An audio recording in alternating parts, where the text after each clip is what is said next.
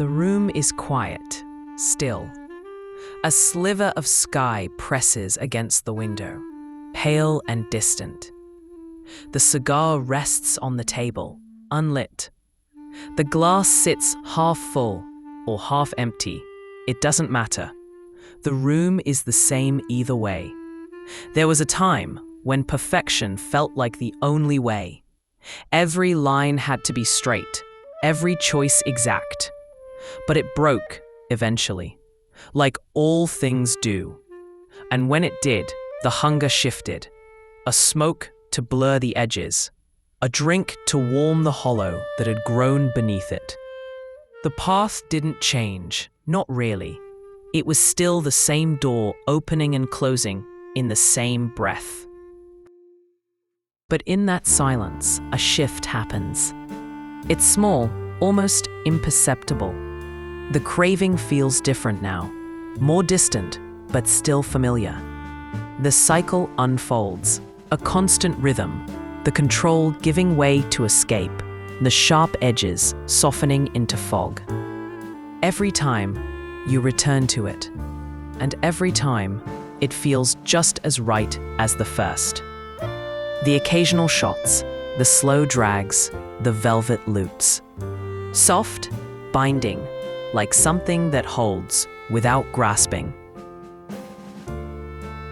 And yet, there is a crack, a quiet shift that almost goes unnoticed.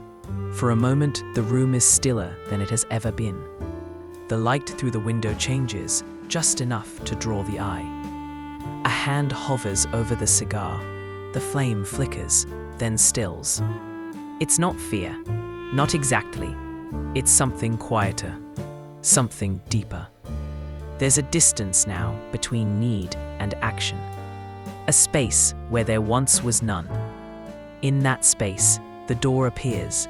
It had always been there, but now you see it for the first time. It's not grand, not a dramatic escape, just an opening, a breath. You lower your hand. The glass remains untouched.